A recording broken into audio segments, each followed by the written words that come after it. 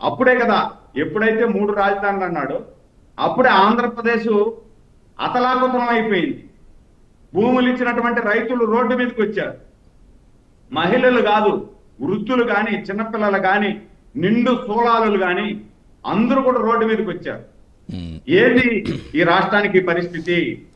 మీరు చెప్పారు కదా, మీరు కూడా చెప్తే కదా మేము ఇచ్చాం భూములు.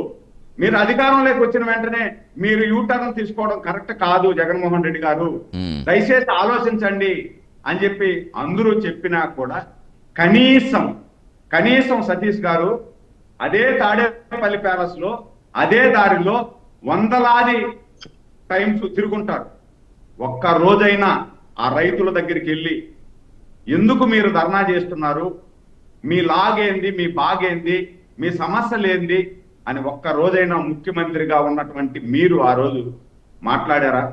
మాట్లాడకపోగా వాళ్ళని చూడబడుతుందని చెప్పి పరదాలు కట్టుకొని ఆయన వచ్చేటప్పుడు పరదాలు కడతారు, ఏదన్నా చేస్తారని చెప్పి మహిళలని కూడా చూడకుండా దొక్కల్లో తన్ని దాదాపు 150 మంది రైతులు అసూలు బాశారు ఈ రాష్ట్ర రాజధాని కోసం.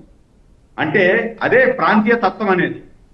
ఈరోజు మీరు గమనించండి సతీష్ గారు, రాష్ట్రంలో ఇటు కుప్పం నుండి అటు శ్రీకాకుళం వరకు ఏ పక్కన నుండి టేపు పెట్టి చూస్తే, ఒక టేపు పెట్టి చూస్తే కరెక్ట్ గా సెంటర్ లో రాజధాని ఉంది.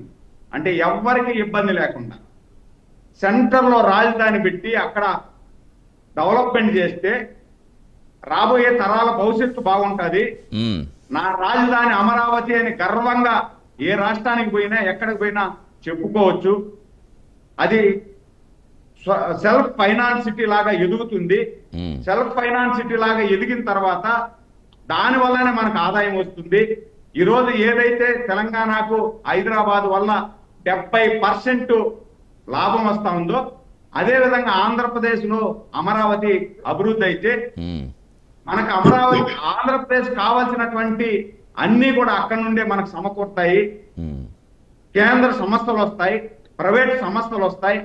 ఈ సంస్థలన్నీ కూడా అభివృద్ధి అయితే బాగుంటది అని చెప్పి ఆ రోజు అన్ని పార్టీలు ఒప్పుకొని జగన్మోహన్ రెడ్డి గారు మాత్రమే యూటర్న్ తీసుకోవడం, అధికారంలోకి వచ్చిన వెంటనే ప్రాంతీయ తత్వాలు రెచ్చగొట్టడం, వైజాగ్ లో రాజధాని పెడతానని చెప్పి, కర్నూలులో ఇంకోటి పెడతానని చెప్పి. అంటే నేనేమంటానంటే సతీష్ గారు, ఒక రాజకీయ నాయకుడికి ఉండవలసినటువంటి లక్షణాలు పూర్తిగా జగన్మోహన్ రెడ్డి గారికి లేవు. ఈ మాట నేను ఎందుకు అంటానంటే, మీరు అధికారంలోకి రాకముందు ఏ మాట చెప్పారో అధికారంలోకి వచ్చిన తర్వాత కష్టమైన నష్టమైన ఆ మాట కట్టుబడి ఉండాలా ఒకటి. రెండోది వచ్చి మిమ్మల్ని నమ్మి ఓట్లేసినటువంటి అన్ని వర్గాల్ని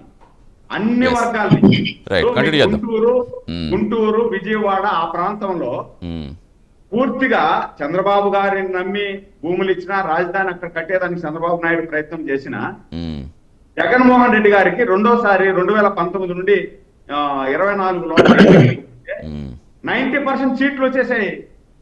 90% సీట్లు అక్కడే వచ్చాయి.